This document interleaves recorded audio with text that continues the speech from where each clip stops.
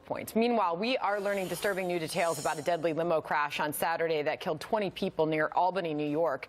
More than 1,000 people gathering yesterday for a vigil to remember the victims.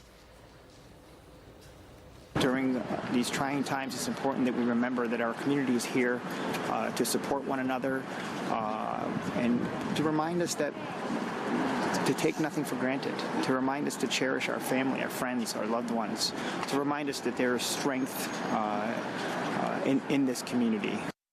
Brian Yanis joins us in studio this morning. Brian, both the driver and the limo company are now under scrutiny. Is that correct? Yeah, that's right, Sandra. New York Governor Andrew Cuomo says this 2001 Ford Excursion limousine should never have been on the road. The vehicle failed inspection last month by the New York State Department of Transportation. Also, the driver, 53-year-old Scott Lisinickia, did not have the proper commercial driver's license to operate a limo of this size. Investigators are conducting an autopsy on him to check if drugs and alcohol played a role. Lisinickia died along with all 17 passengers in the back of this limousine. 2 bystanders were also killed. State records show Prestige Limousine failed multiple inspections over the last 2 years, forcing them to pull 4 vehicles off the road. The company's owner, Shahed Hussein, is in Pakistan. He served in the past as an FBI informant. The company's lawyer says it pulled the rest of its vehicles off the roads and is cooperating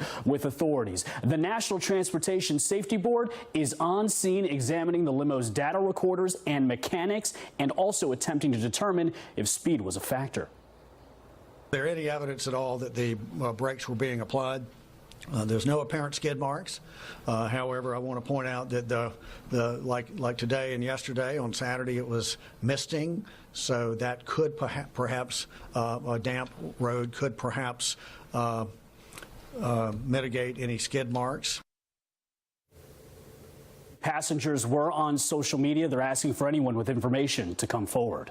Tragic crash there, Brian. And we're also learning more about the victims of this accident. Yeah, more than 1,000 people held that vigil last night at the crash site. The 17 limo passengers were celebrating Amy Steenberg's 30th birthday. She died alongside her husband, Axel. Amy was a nurse. Her 3 sisters were also killed in this crash. 20 people dead, Sandra, and the worst transportation accident this country has seen since 2009. Horrible. I'm sure we'll learn more as we go on. Brian Yanis.